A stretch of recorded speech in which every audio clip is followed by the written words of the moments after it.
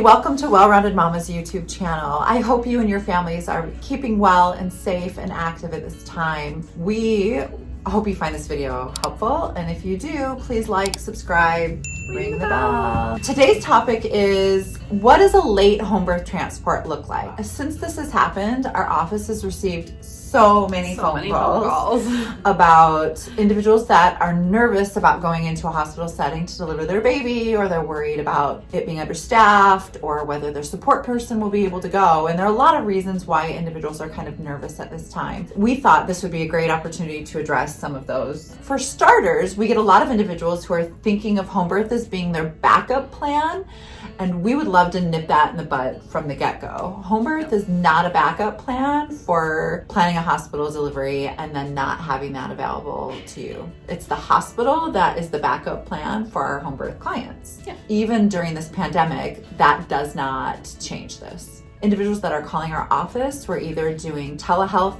consultations with them, phone consultations with them, or some are coming into the office so that we can do things like verification of benefits from insurance providers and things. Individuals that are looking at home birth or having an out-of-hospital birth at this time, we want them to feel like this is a good, safe, healthy option for them. We want individuals to feel comfortable, and it's really important to us that we're doing some level of prenatal care. If you look at the World Health Organization, they have been so amazing in coming out and working with the CDC on what kind of a schedule this looks like, which appointments are important to do in person, which appointments can be done telehealth. We're already so used to our clients reaching out and contacting us. Yes, my phone blows up all the time anyway, so. Yeah. So we have a lot of individuals who may not need to come into the office because there's no labs that need to be drawn, and they're at a stage in their pregnancy where kind of measuring things isn't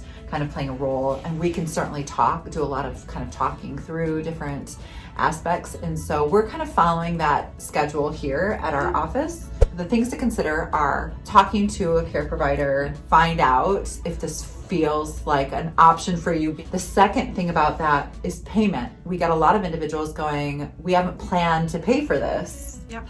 We've been paying our doctor, or our insurance has been covering. We are part of this amazing Facebook group called Midwives Mobilizing Against COVID-19, and they've been just a wealth of information. I'm so grateful for that group. They've been really great and a great resource for us to know how to take late transports, how to make sure that we're following proper protocols. But across the board, midwives are working with individuals when it comes to payment. Here in Nevada, we are only in network with Blue Cross Blue Shield and can work with PPOs. Medicaid and HMOs, as of right now, are not. But please know we are petitioning to local agencies as well as national agencies to get us to be considered an exempt at this time. But it is not currently something that we have in hand, but hopefully will be soon. We will be soon. And so please know we're all working to try and make sure that we are not a financial burden to individuals at this time, because we do not want finances to be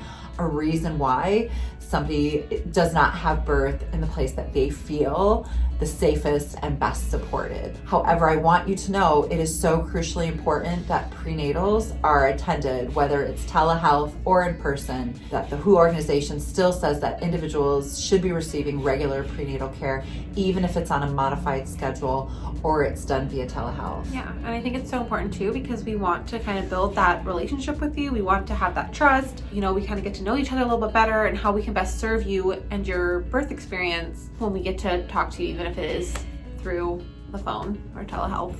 Because that's part of the reason that makes home birth such a really good option, is that trust that you have with your care provider and that relationship, and that you have your questions answered. Because ideally, we believe in shared decision making, and so we want to make sure that you're part of that decision making and you know why we're doing what we're doing. Midwives have kind of always prided ourselves in taking the time to explain to our clients why we do what we do, what the evidence supports and suggests. Meeting with individuals prenatally is so important, even in a modified schedule. So that's why this idea of being the backup plan doesn't really work, because we want to feel like you're invested in this new location of birth? Well, a lot of clients I think too are like, oh my gosh, is it too late for me to transfer in, and when is it too late to transfer care?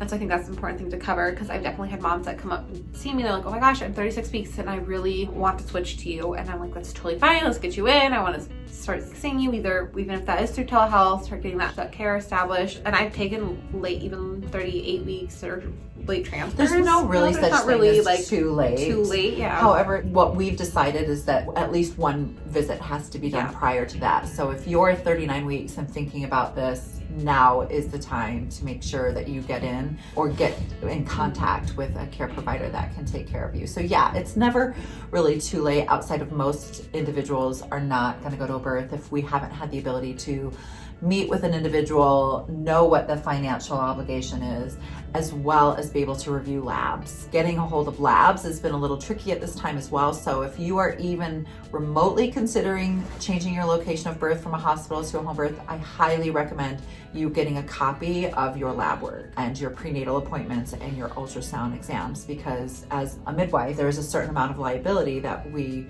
are assuming. So it's really important that a midwife has access to your records, that they might be able to assess and make sure that you truly are a really good candidate. We do get a lot of requests for VBAC clients, which is vaginal deliveries after you've had a cesarean. I highly recommend, if you are a VBAC client and wanting to make that transport, that you even go so far as to get the records from your cesarean, that we might be able to look those records over on how that went surgically and if you are a good candidate from that VBAC standpoint. I've even had VBACs transfer for like care before everything going on, just because they get later in their trimester and then their doctor stops respecting kind of those wishes they thought that they had set up. Like they wanted to not be induced, they wanted certain things happening at their birth, and then as they get into their third trimester, their doctor starts being like, oh, actually, I'm not okay with this. I'm not okay with your birth plan that you've established. And the other two things I wanted to cover was, what kind of questions should you ask an individual in the case of a late transport? And I think some of those would be how emergency situations are handled and what is their working relationships with physicians and hospitals, so that you know what the game plan is, because now your backup plan has become the hospital. I would just be prepared to ask the question of, how are those emergency situations handled? What certifications do they hold that would help them in an emergency situation? And what relationships do they currently have, and where can they go and not go? The last thing that I think we get the questions for is, what preparation has to happen in your home to have that baby at home? And I think that part is the easiest part. We have birth kits here, so we've been really good at staying up on supplies. We've been very fortunate that we've had individuals helping us out and making us what we need to keep ourselves and individuals safe and happy. Here you purchase a birth kit, it's around $50, and it has everything disposable you need to have your baby at home. And so everything else is our responsibility to bring in. And then asking during those prenatal appointments, that's a perfect time to ask things like, water birth. That's a good question to ask a midwife too. Some midwives' comfort level is left with the water births due to exposure, and some individuals are still doing water births. Here at Well Run Momma, we are still offering water birth as an option. But there really isn't a lot of prep at home. I think it's more of a mental preparation than a physical preparation. Today we're going to make another video about how to mentally prepare for a home birth, so I highly suggest you look for that one. But when it comes to what the physical preparation looks like, you really are, that birth kit is pretty much what you need. What's so nice about that late transport is you get to stay home. We're doing home visits for postpartum, so they're not having to expose babies to our office, even though we're not allowing any children in our office right now. And so this way your kids still get to be a part of that postpartum experience. But all the midwives I know are working harder than ever to make sure that our clients are taken care of and feel safe and heard, and are able to self-quarantine themselves to make sure that they're following our governor's orders. And so if you have any further questions about transferring late in care, please leave them below. We check pretty regularly. If you have any questions specifically for any of our midwives, I highly recommend you call our office. The number here is 702-478-5080. Again, our office number is 702-478-5080. Shayna runs our first desk, and bless her heart, she's in her first trimester, and she is still down here, mask and all, taking temps on all of our clients that walk through the front door. She's been a great asset to us. And she also takes care of all of our verification of benefits. So if you have insurance questions or questions we didn't address here that is specific to you, calling our front desk and scheduling maybe that consultation with the midwife, or even talking to Shayna who works our front desk. Anything else I'm missing? Nope, give us a call. Again, we hope that you're being safe and enjoying this time with your family, and we look forward to seeing you next week. Like, subscribe, ring the bell. Do I always look this pale?